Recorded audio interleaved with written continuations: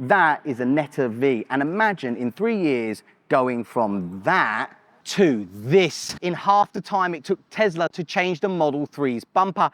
If that doesn't show you the speed of the Chinese EV market, well then you're a lost cause. It's a 2+2 EV sports coupe, which can be had for $4,500 less than a base Tesla Model 3.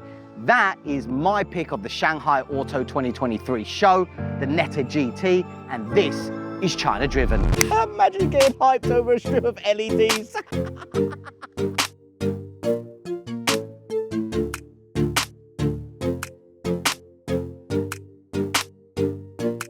If you're in the market for an EV sports car, well, there isn't really much out there. I won't pretend like this is the second coming of the Lotus Elise, but we'll get to driving it later. First, we got to talk about the price because it is staggering. There are 4 trims with 3 levels. The GT 560 Lite and the GT 560 are rear-wheel drive with a 64.27 kilowatt-hour battery and a claim range of 560 kilometers.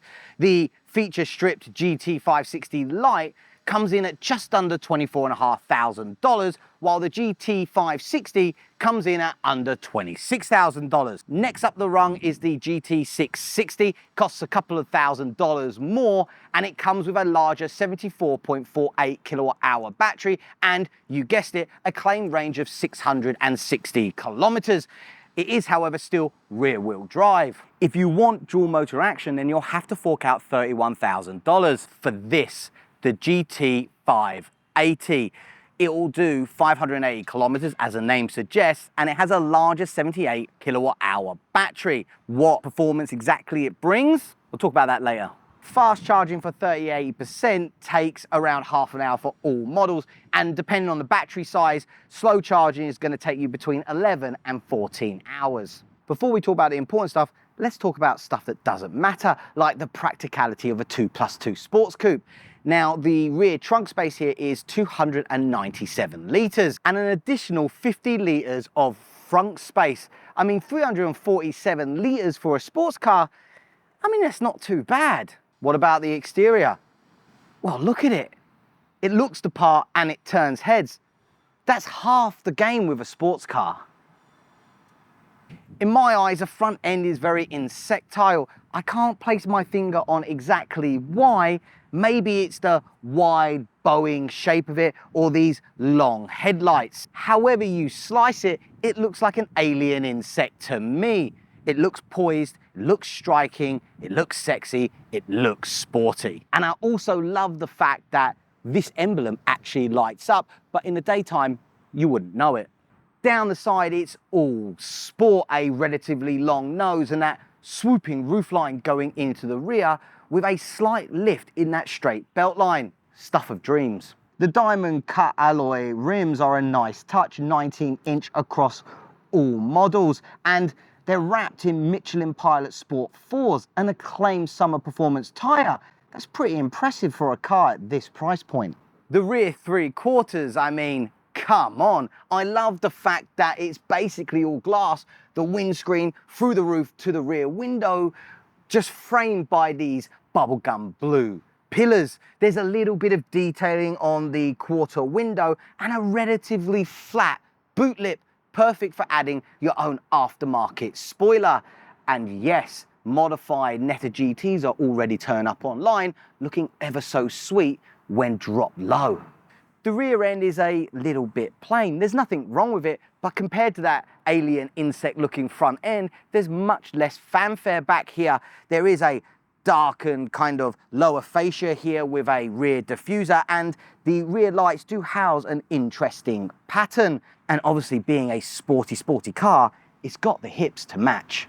I mean, to be blunt, it would have been nice if some of these plastic details were actually functional, like these hood vents that don't vent. However, saying that, there are air ducts that actually do duct air.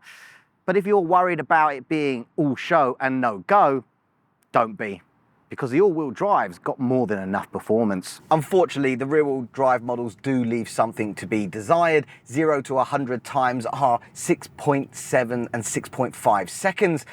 personally, I feel there should be a little bit more oomph in this when it looks the way it does. A 5-second 0 to 100 would have been nice, because as it stands, you might lose a stoplight drag race against an EV Uber. The rear-wheel drive models come with 170 kilowatts of power and 310 newton meters of torque, and obviously being an EV, pickup is fairly swift. But if you want more fast, then you need this, the GT580, the all-wheel drive model with 340 kilowatts of power and 620 newton meters of torque. That is plenty of pavement pummeling power. And according to NETA, on paper, this will do 0 to 100 in 3.7 seconds. And if you hold down the mode button, then it will put it into launch mode, helping you get to that 3.7 second sprint time. And a press of the accelerator and you rock it off. Now, it does say it's 3.7 seconds on paper to 100 kilometers an hour, and it may very well be, but once you hit that 100 kilometers an hour, the torque does kind of start to slacken off. There are plenty of cars out there who are claiming 3.8 seconds, and in the real world, they're a lot faster than that, and they'll keep pulling way above 100, 120 kilometers an hour. However, on the road, in normal driving circumstances, 3.7 seconds to 100 kilometers an hour is insanely fast. Now, speed might not be the forte of this rear-wheel drive, but not having that extra motor over the front makes it a lot more nimble. And of course, being rear-wheel drive means it's easy to get a bit of oversteer on the go. And you get the sporty looks without a punishing sporty ride, because this thing rides like a sedan. It's really well dampened and really comfortable in here. You get a double wishbone at the front to help with that agility, as well as a multi-link in the rear to help with that comfort.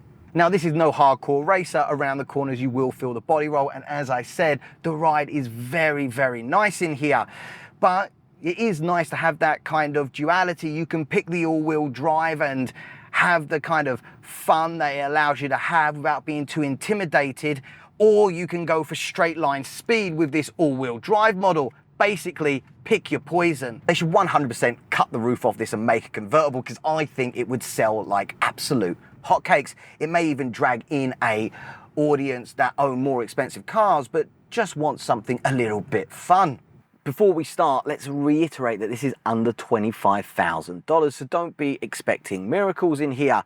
There's no kind of Alcantara or Napa leather, and you know, if you kind of tap the interior materials like a car reviewer, then you'll know it's not the highest quality of materials. But then again, it's a sports GT for $24,000. Something's got to give. So while you might not be fooled by the fake carbon fiber, the interior materials are in line with its price point. But more importantly for Chinese consumers is tech, and this car has it all. A 10.25-inch instrument panel, a massive 17.6-inch central touchscreen, powered by a Snapdragon 8155 CPU. Honestly, for me personally, the NETA OS system leaves something to be desired for. It's kind of like an old Windows system where whenever you open up an app or menu, it's basically a pop-up which you have to hit the X to close.